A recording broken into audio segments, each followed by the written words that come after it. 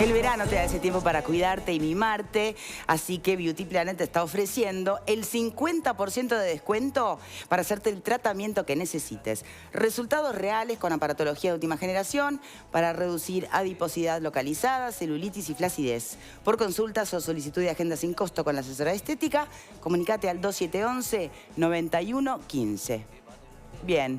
Nicolás Guibu, muchísimas gracias por acompañarnos hoy. ¿Qué tal? Un placer.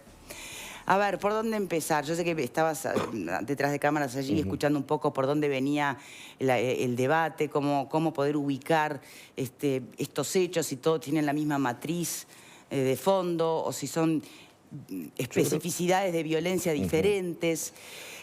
Son violencias diferentes, pero creo que estamos viviendo en una sociedad violenta. Uruguay es uno de los países que tiene un porcentaje poblacional de gente que porta armas, que tiene porte de armas altísimo, equivalente a cualquier país que está con un conflicto interno desgarrador o situaciones extremas. Es decir, la ciudadanía eligió armarse. Eso yo creo que acá, ya... por ejemplo, te mataron con una baldosa de la calle. O sea, Bueno, ¿hasta claro, dónde está tan vinculado? Y ese es el problema Después de la fondo. violencia, yo creo que hay diferentes niveles de violencia. Por ejemplo, hay violencia institucional, que es una de las causales de suicidio en Uruguay importante, el tema del acoso laboral, de la cual el espacio estatal es uno de los, lamentablemente, uno de los lugares fundamentales donde ocurren esas cuestiones. Hay violencia hacia las interacciones. Yo creo que el Uruguay, yo siempre digo,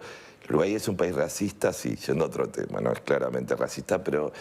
no, es una forma de violencia, eso es suavemente ondulado. Entonces también el hecho de que la gente esté toda armada, de que, por ejemplo, muchas de esas armas terminen en actos de autoeliminación. El Uruguay es el país donde más se suicida gente de toda América Latina también. Eso es violencia. Las cifras de suicidios son mucho más altas que las cifras, perdón, de homicidio. Aprovecho a recomendar un dossier del Departamento de Sociología que acaba de salir sobre el tema, que yo participé con un artículo, y ahí uno ve los datos y claramente los suicidios superan altamente a los homicidios, y sin embargo es un tema tabú.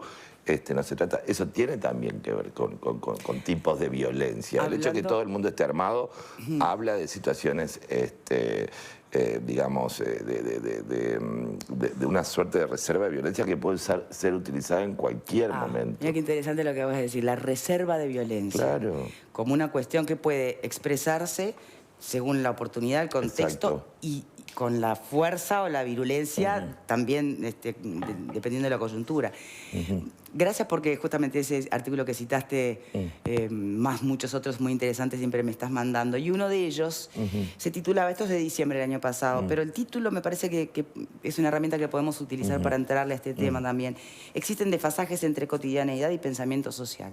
Claramente. El tema del pensamiento social y dónde nos paramos o en qué lugar de ese pensamiento, ¿qué tanto puede explicar estas polarizaciones, estas violencias? Yo creo que está habiendo muchos trabajos, digamos, y muchas investigaciones para tratar de dar cuenta de los diferentes niveles de violencia. Lo que pasa es que el Uruguay en este momento tiene muchos niveles de violencia. Entonces, por ejemplo, tal vez se puede entender lo que puede ser la violencia intrabarrial, la violencia en un barrio, por qué pobres matan a otros pobres, por ejemplo, que lo que sale como ajuste de cuenta, la vinculación con el narcotráfico. O sea, lo que antes se explicaba a través de determinadas silogismos, hoy ya no se explica.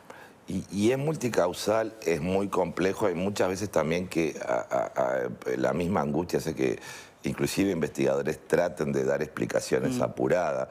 Yo ahora hablo del síndrome del fascismo, no todo es fascismo. Entonces la gente dice, no, el mundo se está volviendo fascista y todo es fascismo. No, el fascismo es un proceso histórico que ocurrió en determinado momento en Europa, entre los 30 y 40. Yo no puedo decir que todas las situaciones autoritarias del mundo son fascistas porque sería simplificar. Y justamente, y mucha gente se entusiasma con la simplificación de la violencia en la sociedad, y esto requiere mucha más investigación, pero también mucha más reflexión sobre las investigaciones que se están llevando a cabo, pero también mucha más reflexión sobre la situación, no solo de Uruguay, sino también de otros espacios que habilitan, por ejemplo, lo que tú decías de la excavadora o los deseos de matar al otro que son muy antiguos.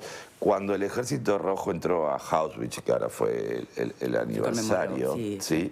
Y se empezaron a sacar fotos y a filmar, porque aparte, bueno, después pasó, se temía que se negara toda esa situación.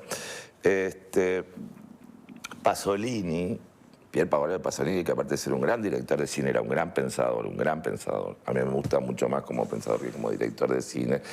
Nadie podía creer lo que ocurría en esos campos. Entonces, él dijo una frase muy interesante, dice, si no lo pueden creer es porque ustedes lo desearon. Y ahí sí uno dice, bueno, no es el pensamiento social que está desfasado. O sea, muchas veces es difícil que la gente, inclusive los investigadores, empiecen a reflexionar en profundidad. Si ustedes no lo pueden creer es porque realmente lo desearon. A ver, ¿podemos analizar Eso quiere un poco más decir eso? que la población en realidad, por ejemplo, deseaba la matanza de los judíos y los gitanos. Parte importante de la población desea la muerte de lo que le llaman pichis marginales negros, porque negro no es una cuestión. Cuando hicimos y seguimos haciendo los trabajos sobre el racismo en Uruguay, el término negro no se aplica a los afros, solamente se aplica a los pobres, a la gente que está en las cárceles, en fin. Ahí cambia el color de piel. Entonces hay que entender claramente, y para eso inclusive hay que salir a veces de las investigaciones tan pegadas a la realidad y complejizar la realidad, que hay muchas veces pasa que en el espacio de la investigación, ¿cómo decirlo? A veces hay una visión muy empirista y poco reflexiva sobre la realidad. Es decir, mirar las cosas como son y en realidad, inclusive por parte de los investigadores experimentados, y son mucho más complejas. Hay que entender por qué en las configuraciones sociales hay una parte que desea que la otra desaparezca definitivamente. Bueno, Adela Cortina empezó a hablar de aporofobia, el odio a los pobres, pero puede ser el odio a los pobres, el odio a las mujeres, el odio a los transexuales, el antisemitismo, la homofobia, siempre alguna fobia que lo que hace es, digamos, canalizar el odio social hacia algún espacio. Entonces, creo que la pregunta de fondo que hay que profundizarla mucho más y que lamentablemente sí las investigaciones no dan cuenta de eso, porque para eso hay que salir un poco de ciertas sociologías y ciertas antropologías y ir a percepciones más profundas del ser humano, es porque cómo se construye ese odio social y hay que entender que hay... ¿Cómo se deconstruye? No, pero yo primero entender cómo se va construyendo y por qué siempre, si bien ese objeto de odio varía, las sociedades como están constituidas tienen, o una parte de las sociedades como están constituidas, tiene necesidad de tener un objeto de odio. Un objeto de odio que, si ese objeto llegase a desaparecer, toda la sociedad empezaría a funcionar armónicamente y felizmente. Bueno, no, inventarían otro, porque si está en nuestra naturaleza, inventarían otro. Exactamente. La pregunta es... No digo que está en nuestra naturaleza, lo que estoy diciendo es que hay un funcionamiento determinadas configuraciones culturales que hacen que, antropológicamente hablando, es muy común, por ejemplo, en culturas indígenas, o ya no porque están muy conectadas, pero en nuestra época, que los vecinos que no eran de su propio grupo eran seres humanos relativos, o sea, no es algo que hayamos inventado nosotros. ¿Sí? Cara de mono. Hay una cantidad de nombres de grupos indígenas que son insultos de sus vecinos. Siempre mi grupo es el más humano y los demás, bueno, qué sé yo, menos humano, un poco más, ¿no? Entonces, esa característica también se reproduce en nuestras sociedades, que realmente son mucho más complejas, y ese otro que es diferente a mí, que piensa...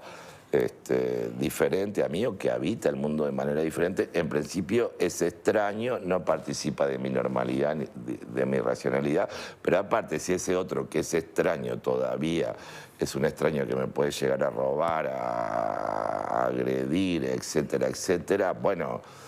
ya pasa a ser un otro enemigo, alguien que tiene características como para ser erradicado de la sociedad. Ustedes saben que el robo es algo muy castigado en muchas culturas del mundo, muchas culturas del mundo. Ahora, Guigú, más allá del análisis antropológico, muy interesante, también pregunto, porque planteado así, vos decís, bueno, entonces, ¿qué peso pueden llegar a tener las leyes, las políticas públicas, ¿no? Porque, no, yo creo que tienen, porque si no sería pero lo tienen, porque por algo pasamos etapas con menos violencia y otras con más violencia, con menos criminalidad, con más criminalidad. O sea, no son impermeables yo creo que hemos generado estas estructuras a las que hace referencia, ¿no? Son sociedades mucho más complejas a las cuales habitan muchísimos grupos, pero también las disimetrías entre esos grupos. Yo pienso en la inmigración, por ejemplo, ¿no? El otro día estuve en una de esas pensiones. Yo no sé, bueno, en fin, no quiero ni hablar, pero uno entra ahí y entra a otro Uruguay casi concentracionario, o sea, son lugares realmente donde la gente llega y vive ahí, yo no sé cómo, y bueno, la convivencia, la coexistencia es compleja cuando ese otro que es diferente a mí, todavía hay una distancia social tan grande que ya no hay. Es otro, no es un ser humano, que bueno, es un pinche, es un negro, es lo que sea. Y yo ahora me estaba acordando del caso de estos muchachos que jugaban al rugby en la Argentina. Sí, exacto. Y bueno, lo estuve siguiendo por otras cuestiones también, como el odio de clase interviene ahí claramente, y ahora ellos van a sufrir el odio de clase en la propia cárcel. Es decir, se vuelve a reproducir el mecanismo. Si el odio, o sea, de sectores sociales que el Uruguay hace muchas décadas atrás, mucho, ya, esto es mítico, logró que lograsen convivir y compartir espacios comunes. Es una sociedad fragmentada. Los barrios sociales se dividen en clases sociales. En tal barrio vive tal gente, en tal... Entonces, ¿qué pasa? Frente a esa fragmentación, a esa distancia, están dados todos los elementos como para que ese odio se canalice. Bien. Y que siempre la solución sea, bueno, hay que matarlos a todos. Y la gente, a ver, mucha gente lo dice, no lo va a exponer públicamente, obviamente, pero un poco lo que decía Pasolini, realmente lo desearon, ¿no?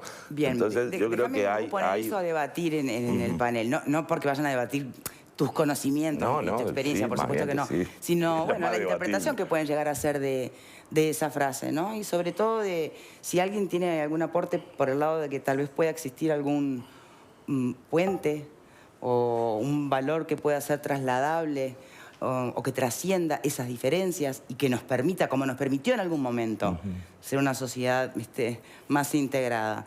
Alfredo. Yo creo que el gran problema es la naturalización de la violencia. En todas sus expresiones. ¿Tá? Cuando naturalizamos la violencia, entonces ya empieza a ser algo común, cotidiano, que nos llama la atención y que, bueno, hoy capaz que le pegan un piñazo a uno, mañana le pegan un palazo, después lo linchan o le clavan un puñal. Es decir, como que no entendemos de que la violencia como tal tiene que ser absolutamente condenable.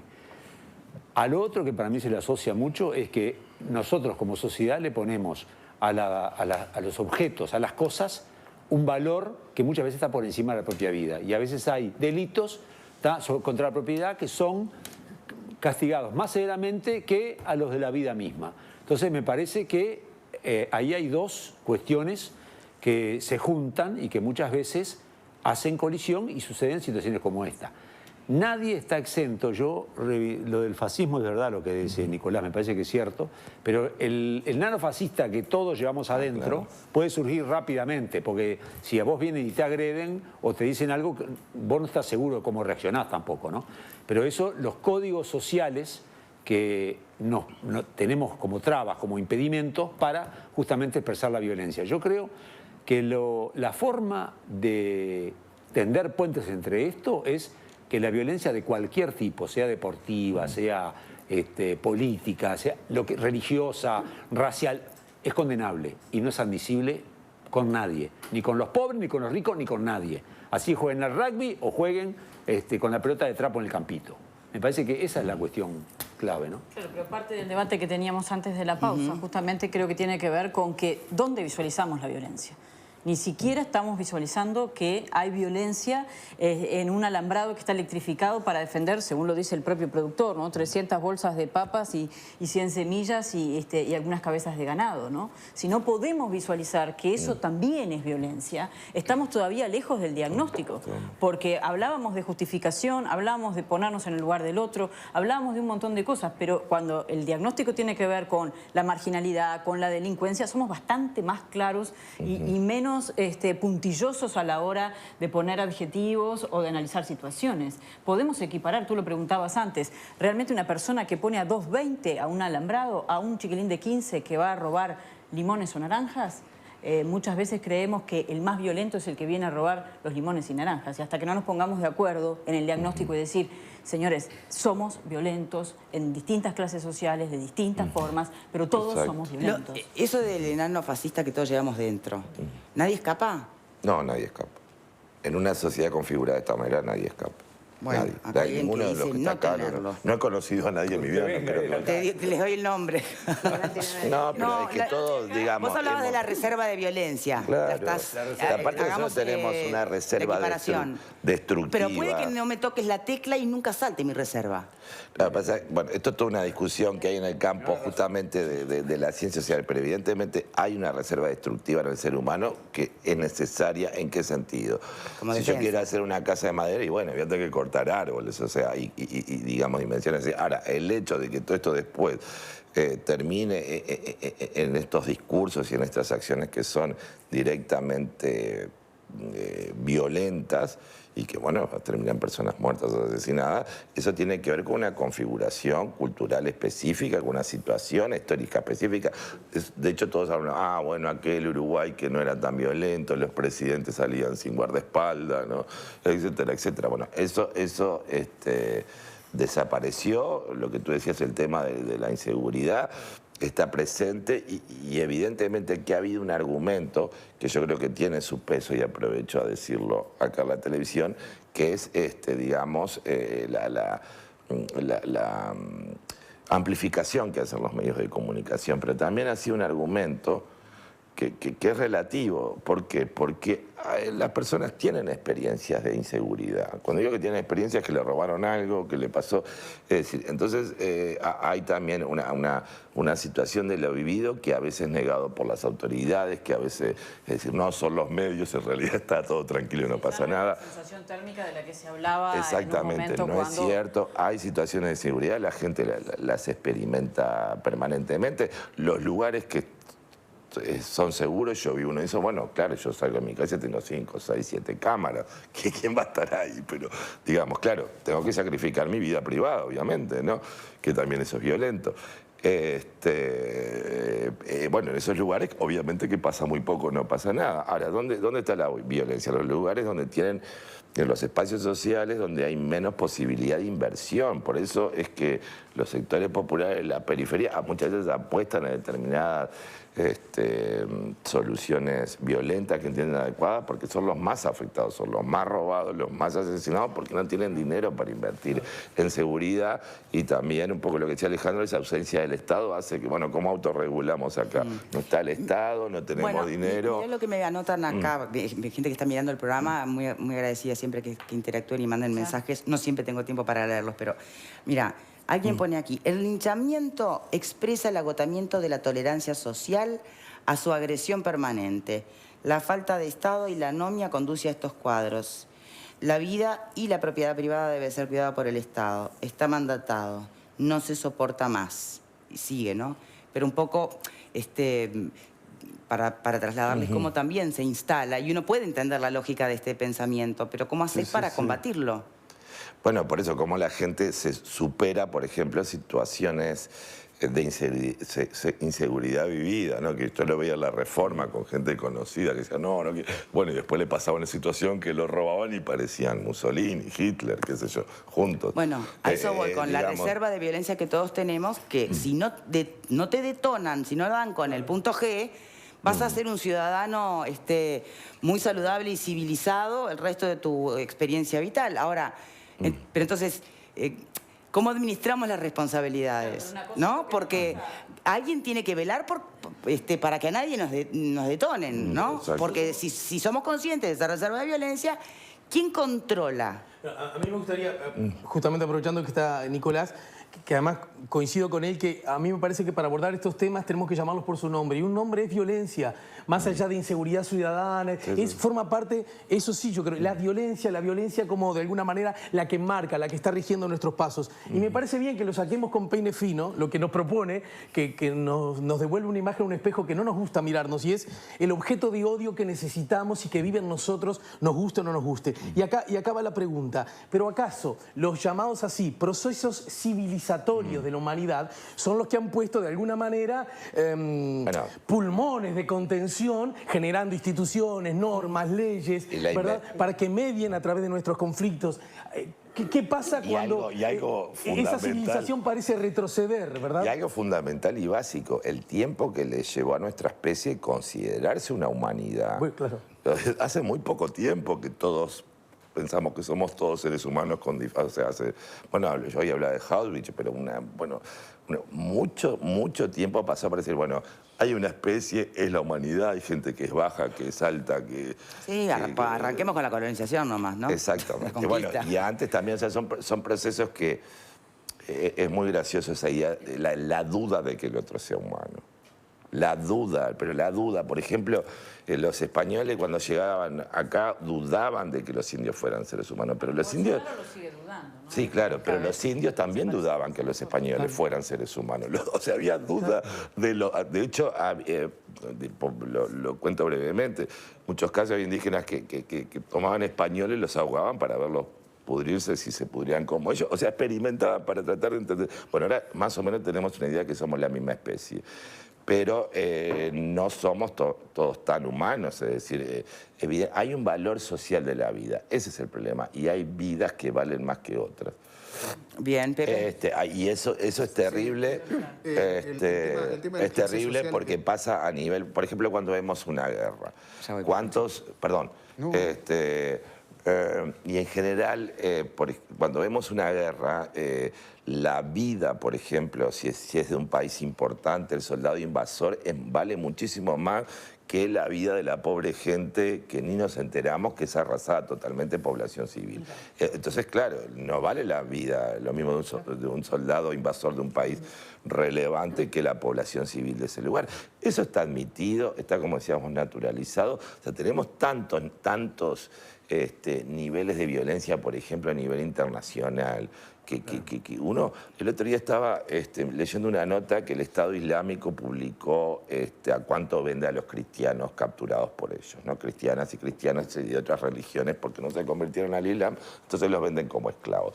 Eso, o sea, son situaciones tan, digamos, tantos niveles de violencia a nivel internacional y local, que yo creo que lo que tenemos que pensar es otro tipo de configuraciones, por lo menos darnos cuenta de que esto está muy mal. Yo vuelvo a decir la cifra de suicidio, porque en general hablamos de asesinatos. Uruguay es el país donde se mata más gente de América Latina, más gente, y hay la cantidad de tentativas que hay son impresionantes. Sí, pero ahí, por ejemplo, se sabe que tenemos todo un camino aún por transitar que remite concretamente a una ley de salud mental, ¿no? Donde hay muchísimo por hacer, que seguro está atrás de este altísimo número de índice de suicidios. O sea, para no mezclar los tantos, ¿no? Perdona, Nicolás. Pepe, porque antes de hacer una pausa me gustaría que hablen. No, sin caer en generalizaciones, vinculado al tema de las clases sociales que siempre menciona Guigú, que me parece muy interesante. Es cierto que hemos visto episodios de violencia muy grandes en lugares en el este que no son precisamente populares, sino más bien pertenencia de clase media y alta. Pero me ha llamado la atención... Acordate la casa Gypsy en Punta del Este, por favor. Ni hablar. Pero me ha llamado mucho también la atención que hechos muy violentos, como el ocurrido, reitero, el de Paysandú, se trata de, por decirlo de alguna manera, para que se entienda, de pobres contra más pobres, ¿no? Es decir, no lo corrieron al presunto delincuente los dueños del local, fueron dos guardias de seguridad, ¿no? Y que con mucha violencia terminaron con la vida de esa persona. Y podríamos ver esos mismos episodios de pobres contra más pobres en otros lugares. Tenemos que hacer una pausa, ya volvemos con muchas más preguntas, ya venimos.